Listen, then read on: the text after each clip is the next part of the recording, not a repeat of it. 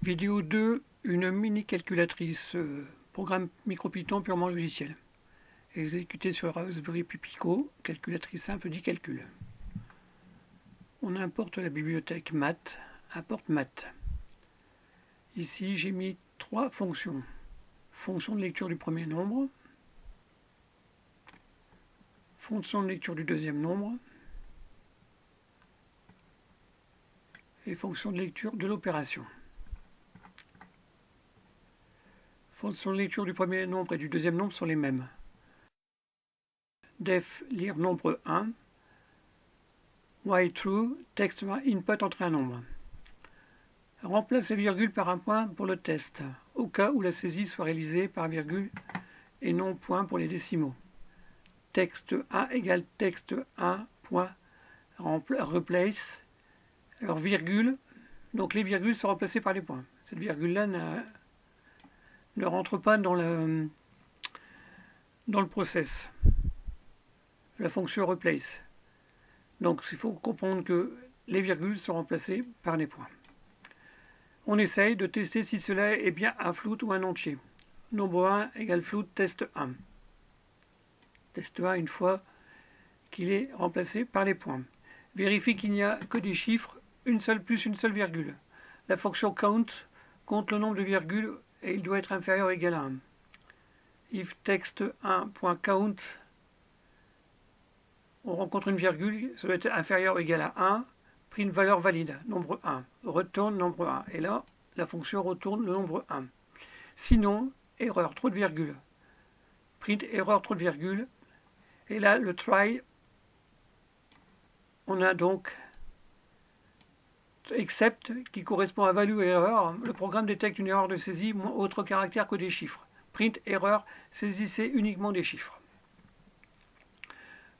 Je ne reviens pas sur le def lire nombre 2, qui est exactement la même chose, à part que test 1 est remplacé par test 2, texte 2 aussi, à la place de texte 1,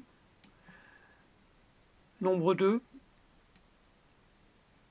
test 2, là, texte 2, nombre 2, et retourne nombre 2. Et après, le try except. Fonction de lecture de l'opération. Alors, définition, lire opération, caractère autorisé, plus, moins, multiplié, divisé, P, L, M, A, B, C, D. Boucle tant que c'est vrai. Entrée hop égale input, entrer l'opération demandée. Respecter la casque minuscule, mais j'ai mis quand même un point lower pour convertir systématiquement en minuscule. Vérifier qu'il y a exactement un caractère et qu'il est autorisé. If len entre hop donc est égal à 1, donc il n'y a que le cas où il est égal à 1, il ne peut pas être supérieur à 1, et entre hop dans les caractères autorisés, c'est-à-dire cela. Print opération demandée entre hop, return entre hop, else print caractère interdit. Après j'ai réalisé toutes les fonctions qui permettent de réaliser les calculs. Fonction somme avec deux arguments, x et y. Résulte x plus y et l'affichage du résultat. Fonction différence, x moins y. Fonction produit, x divisé par y. Fonction division, x divisé par y. Fonction puissance, math.po, x, virgule y. Pourquoi math? Parce que j'ai demandé la bibliothèque math au départ.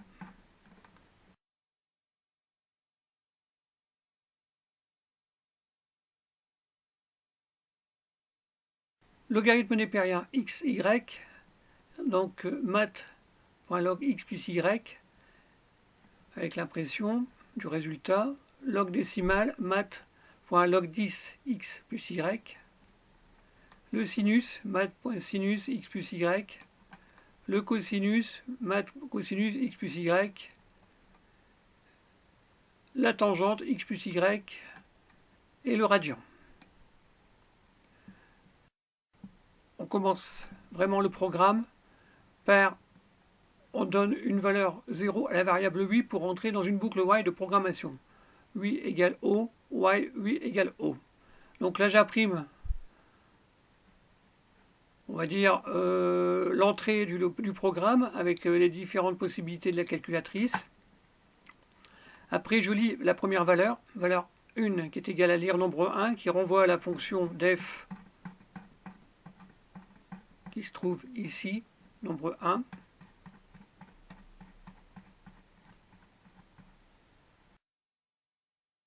Right, true, DC input, voulez-vous un deuxième chiffre, oui ou non, à écrire en minuscule? Toujours dans les caractères minuscules, avec un point lower. Bon, cette partie-là, elle a été mise en commentaire parce que je ne m'en sers pas. If DC égale O, donc if DC égale O, là je vais demander le deuxième nombre. Valeur 2 égale lire nombre 2, la deuxième fonction, def.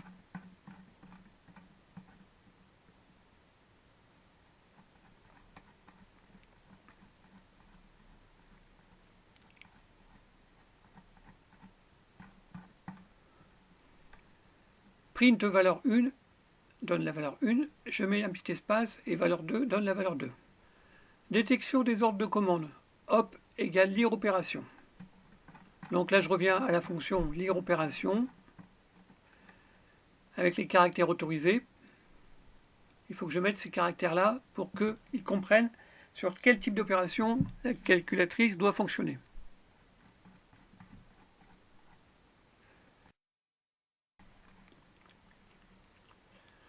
Là après je fais, une fois que j'ai l'opération inscrite par mon clavier, je demande une sélection de if. If opération est égale plus, on va passer sur une somme. If opération est égale à moins, on va passer sur une différence.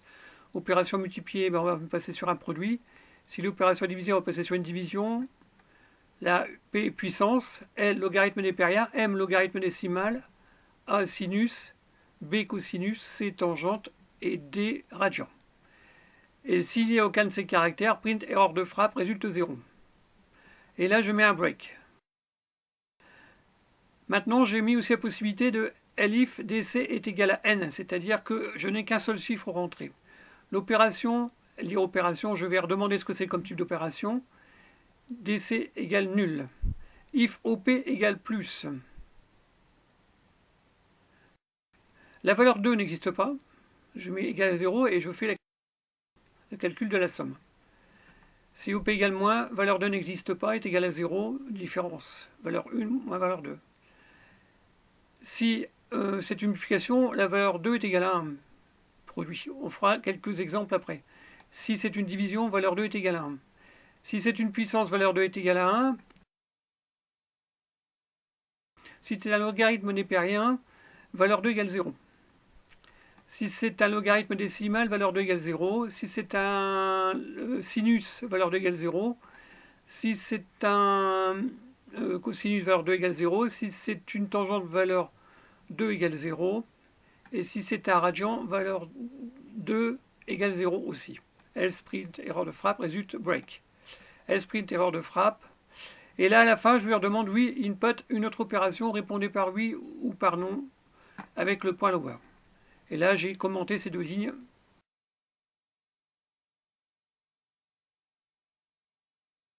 Donc là, on va lancer le programme.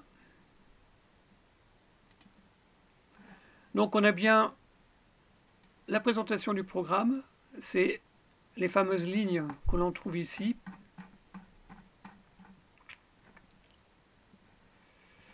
Donc je rentre un nombre, 45, entrée. Il me demande, voulez-vous un deuxième chiffre? Je lui dis oui. Je vais faire une division. Je vais faire une division par 2. Donc là, il me donne valeur valide 2, valeur valide 45 aussi, valeur valide 2. Et là, il me dit valeur 1, 45, valeur 2 égale 2.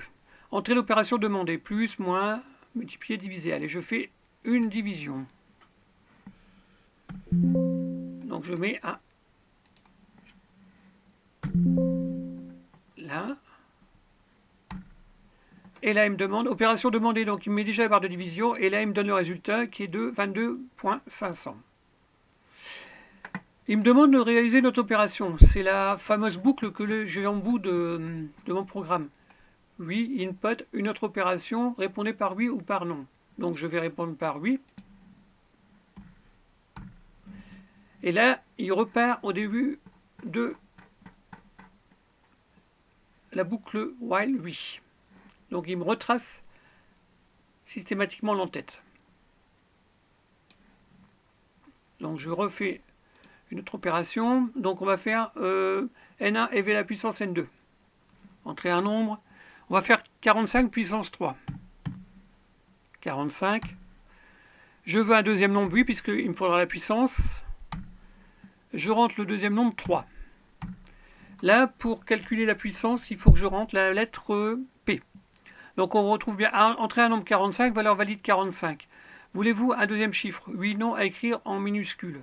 Oui, entrer un nombre 3, valeur valide 3. Valeur 1, 45, valeur 2, 3. Entrer l'opération demandée. Donc là, je lui demande la puissance. Et voilà, 45 puissance 3 est égal à 91 125. Une autre opération, oui. Je vais essayer maintenant de m'amuser à gêner la calculatrice. Je vais faire 78 point virgule 96. Et là, qu'est-ce qu'elle me dit? Erreur, saisissez uniquement des chiffres. Parce que le point virgule n'est pas bon. Je vais essayer un nombre A et la lettre A. Erreur, saisis uniquement des chiffres. Donc il me faut des chiffres compatibles. 78, c'est un entier. Il va passer, puisqu'il le convertit en flotte, en 78, 0. Voulez-vous un deuxième chiffre? On va dire non, et on va calculer une puissance. Donc là, je demande, j'ai pas de deuxième chiffre pour calculer la puissance, donc qu'est-ce qu'elle va être la puissance? Ça va être puissance 1. Donc si je mets puissance P, je me retrouve avec 78. C'est ce que l'on trouve dans le deuxième. Elif P. Valeur 2 égale 1, puissance valeur 1, valeur 2. Donc la valeur 1, dans notre cas, c'est 78. Et la valeur 2, c'est 1. C'est ce que j'ai mentionné ici. C'est dans le cas où on n'a qu'un seul chiffre. Donc ça ne sert à rien de calculer une puissance avec un seul chiffre. Il faut absolument deux chiffres. Une autre opération, oui. Entrer un nombre. Je vais calculer un radian. Je vais calculer un sinus, par exemple. Je vais calculer un sinus sur un seul nombre. Entrer un nombre 45. Non. Donc là, je demande un sinus. Le sinus, c'est A. Alors, j'ai marqué A est égal à sinus n plus 1 ou sinus de n1, si on ne met pas le deuxième nombre. Donc là, je fais sinus de n1. Donc, je fais A. Donc, le sinus de 45 est égal à 0,850 904. Et là, si je fais le calcul sur la calculette, j'ai 0,707. Donc, la fonction math n'est pas précise. Je vais essayer sur un cosinus. Oui. Entrer un nombre, toujours pareil, 45. Valeur valide 45. Deuxième nombre, non. Entrer l'opération, là, je demande un cosinus B.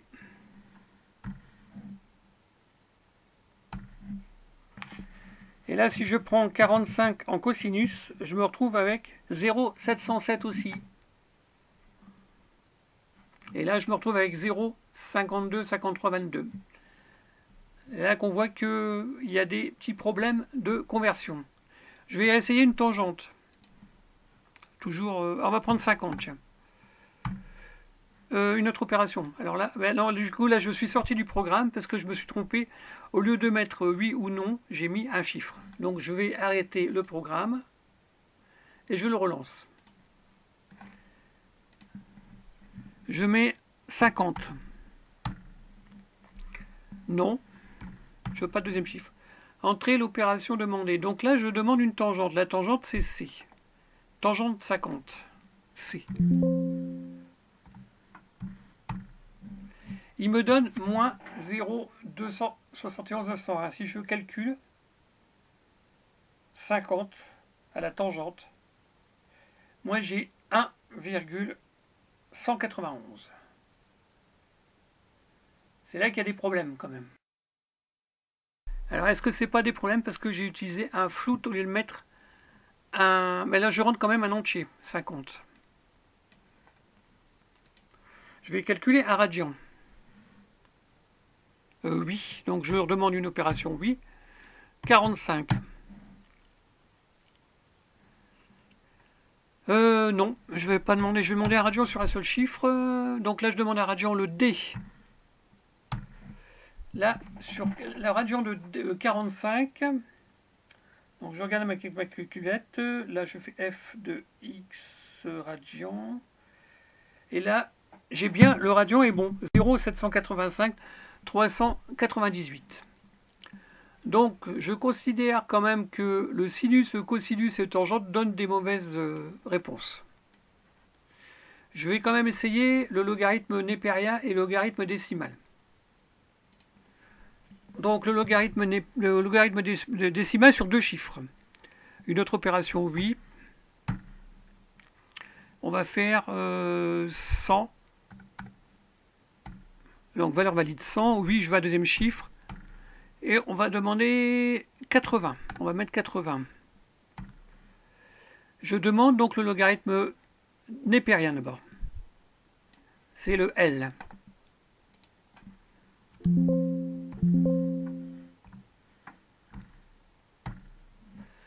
Là, j'ai donc opération demandée L, résultat 5,192957. Donc en réalité, il faut qu'on multiplie 2,718 par la puissance 5,192957. Donc là, je fais 100, je regarde avec ma petite calculatrice HP11C, 100 enter 80 que j'ajoute, ça fait donc 180. Et je fais le logarithme népérien. Et là, j'ai bien 5,192,95. Après, j'ai 56,851, mais bon, là, ils l'ont limité à 6 chiffres après la virgule. Donc, le logarithme népérien est bon. Une autre opération, oui. Là, je vais faire le logarithme décimal. Entrer un nombre. Alors, je vais faire 1000, parce que c'est 10 puissance 3. Voulez-vous un deuxième chiffre écrit en minuscule? Non. Et là, je lui demande le logarithme décimal. Donc là, je serai dans ce cas-là. Et ça sera M. Et j'ai bien le résultat 3. Voilà. Donc je pense que j'ai à peu près fait le tour du logiciel. Je constate quand même que le sinus, le cosinus et la tangente me donnent des résultats assez faux. Par contre, le reste, alors je vais essayer l'addition, mais je pense que là, il n'y a pas de souci. Entrer un autre nombre, oui. Je vais mettre 56 plus 23. Je vais aller trop vite. 0, 23. Et là, je fais plus. J'ai bien 79, 56 et 23, 6 et 3, 9, 5 et 2, 7. Je vais faire un moins. 89. Je vais à deuxième nombre. Et là, je vais mettre 56. Et là, je fais un moins. 33. 9 moins 6, 3. 8 moins 5, 3. Là, je vais faire une multiplication.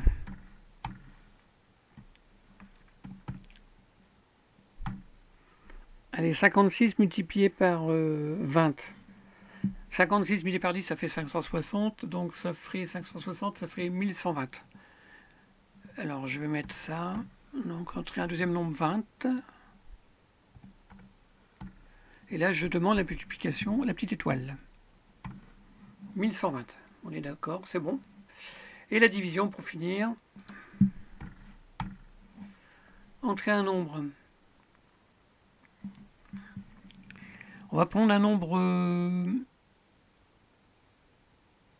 456. Oui. 456, il est divisible par 2. Il est divisible par 4. Allez, 456 divisé par 4, c'est égal à 114 normalement. Je fais une division. et je retrouve bien 114. Une autre opération répondue par oui ou par non, et là je dis non pour sortir du programme. Donc qu'est-ce qui se passe au niveau du logiciel? J'ai quand même constaté que le sinus, le cosinus et la tangente donnent des valeurs fausses.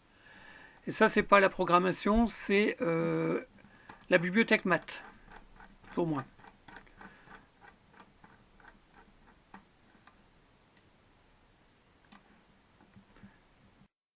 Fin de la vidéo.